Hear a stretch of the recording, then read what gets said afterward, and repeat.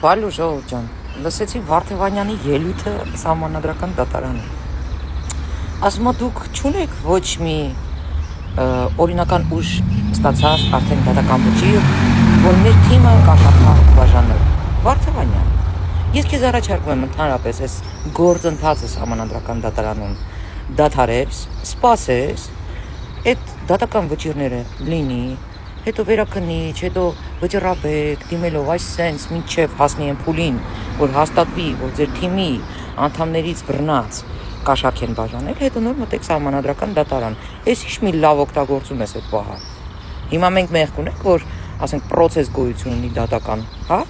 Ու իր ժամկետներն ունի այդ դատական process-ները։ Էս ինչ լավ ես օգտագործում։ Ընդհանրապես դուք վիժվածքներդ բոլորը Հայաստանի Հանրապետության յուրաքանչյուր օրենք շատ լավ կիրառում եք, օգտագործում եք թե ժողովրդի դեմ, թե Հայաստանի Հանրապետության պետական շահերի դեմ։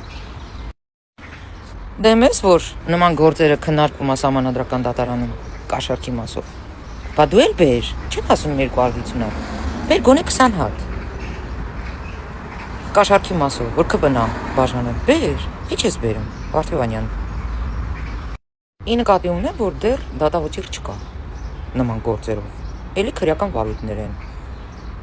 ԿՊ-ի կողմից էլի, որ իրանք են բաժանել, ի՞նչ ես բերում։ Բալա Վարդևանյան, հիմա ասում ես չկա ոչ մի դատական վճիռ օրինական ուժի մեջ մտած։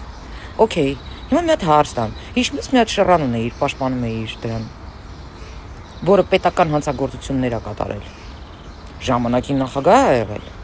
Ինչ արեցիր դու, որպեսզի այդ դատը ավարտվի, Վարդևանյան։ Հիշեցնեմ։ Դու միջնորդություն ներկայացրեցիր վաղեմության ժամկետ կիրառելու համար։ Ու դատավորը կիրառեց։ Որտեվ այո, դու իրավունք ունեիր նման միջնորդություն ներկայացնեիր, դատավորն էլ պարտավոր էր այդ միջնորդությունը ընդունել։ Ինչ է նշանակում, Վարդևանյան, միջնորդություն ներկայացնել, վաղեմության ժամկետ կիրառել։ Հիշեցման կարգով ասեմ, Վարդևանյան, դա նշանակում է, որ քո շռանը պրիզնատ է գալու, որ ինքը մեղավոր է։ Եթե դու դիմում ես դատարան ու վաղեմության ժամկետ ես կիրառում, այդ միջնորդությունն ես ներկայացնում, դա նշանակում է, որ քո պաշտպանյալը պրիզնատ է գալու, որ ինքը մեղավոր է։ Չէ՞։ Գիտես, չէ՞ այդքանը։ Բա դու դրանից հետո ո՞նց ես կանգնում ասում մենք ընդդիմություն, այսինքն դու գիտակցաբար հասկանալով, որ քո պաշտպանյալը մեղավոր է, դու էլ իր հետ ընդդիմություն ես խաղում, իհարկե թռել ես իր թիմից։ Երևի ինքը այդքան չի տալիս, ինչքան սամոն։ Կասկածներ ունեմ, էլի։ Հայ, ես ուզում եմ հասկանամ այս կապիկությունը երբ ավարտվելու զզվել եք սաղդ։ Հա, իդե մոռացա ասեմ, Վարդևանյան, այն որ ասում է հետգրություն։ Չմոռանա սահմանադրական դատարանում մի հատ են քո հայտարարությունը, որ դուք հանգարց լինեք ղեկավարություն, այնց օրենք եք կիրառելու, որ ադրբեջանցիները իրավունք չունենան ստեղ ինչ որ գույք գնեն, հող գնեն, սեփականություն գնեն եւ այլն։ Մի հատ էդի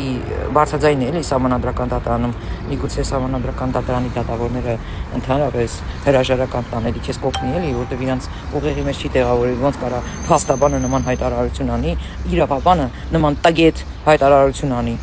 Էլ չեմ ասում, որ որպես քաղաքական գործիչ արդեն նման հայտարարություն անի։ Հա, մեկ էլ մի բան էլ հիշեցի։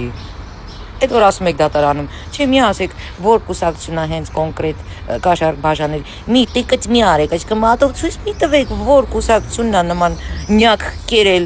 չհասկացա։ Խի ազգությունը դե նշում, որ տես խառնվել ես իրար։ Հը՞։ Վարդևանյան։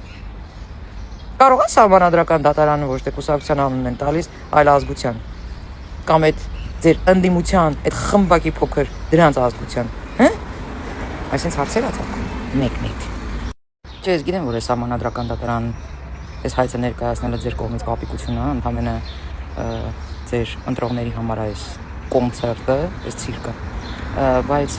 միևնույնն է, ես սպասում եմ, թե երբ Նիկոլ Փաշինյանը կատարելու իր բոլոր ասածները, որ 3 գլխանի հրեշին ծխելու է, դրան եմ սպասում։